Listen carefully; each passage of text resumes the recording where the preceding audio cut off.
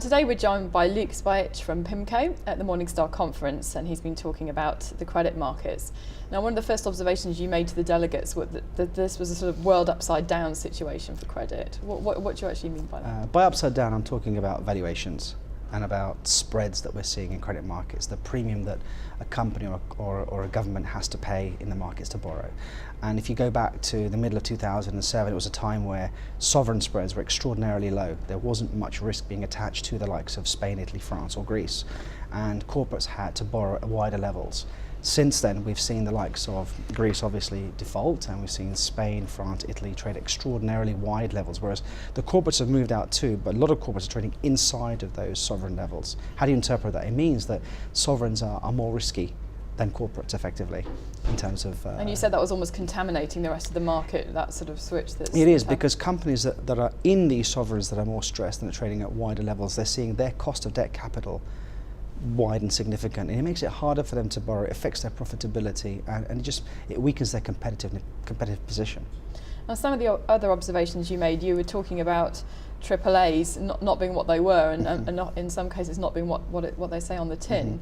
Can you just elaborate a bit? Sure. On There your are two angles to all of that. Once upon a time, the world was flooded with AAA issuers, both at the sovereign level and the corporate level.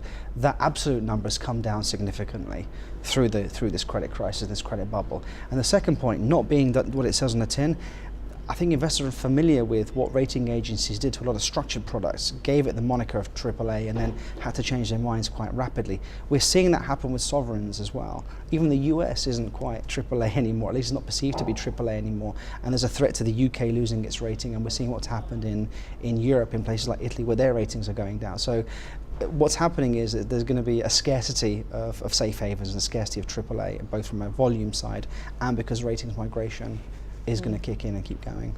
And another area you were looking at was obviously the banking sector, which is a lot of interest at the moment, and in particular even looking at the senior debt there and some slight issues there that people should be looking very closely at. Which parts of the banks there? Yeah, I think look, in the old model of banking, banks would have a simple formula. They would borrow at 2, they would lend at 3, and they would go to the golf course at 4. It's a great model. Things have changed, and then banks ended up using the wholesale markets, senior funding, as a major vehicle for their funding because it was cheap. What's actually happened in the last 2 or 3 years that investors have clawed back capital to the banks, funding to the banks, and now banks have to rely on different sources of funding. One is covered bonds. They're pledging parts of their balance sheet to investors so they can borrow at extraordinarily tight levels. The other one is they're borrowing from the central banks more and more. Both of these two sources of financing rank effectively ahead of senior finance. And you've also got this regulatory impetus to defend depositors. Now, depositors need to be almost treated separately or in a special way by government. So if depositors are getting a better deal, and covered bonds and central bank funding like this European LTRO, then it doesn't leave much room for senior guys. At least their recovery value is a lot lower than it used to be, and that obviously affects valuations. And I think over time the banks will try to delever and pay that senior debt back and rely less on wholesale markets. So bearing in mind what you've just said about the banking sector and your other concerns about the market, how are the sort of portfolios positioned at the moment? Which areas are you sort of saying to investors? Well, I think that the senior market still offers a lot of value, but you've got to really pick your credits with a lot more care. And certainly we don't run as much risk in financials as we used to.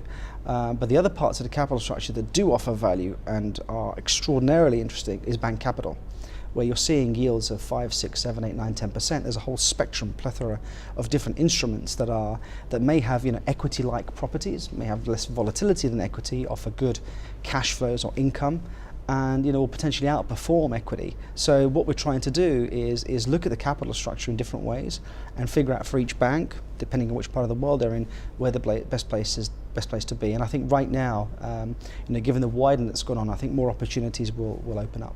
What about the credit market as a whole? You mentioned investment grade, some areas of interest there. Yeah, we think the global investment grade credit, the emerging markets, some parts of the bank market, certainly some parts of the high yield market, especially shorter dated credits, make a lot of sense.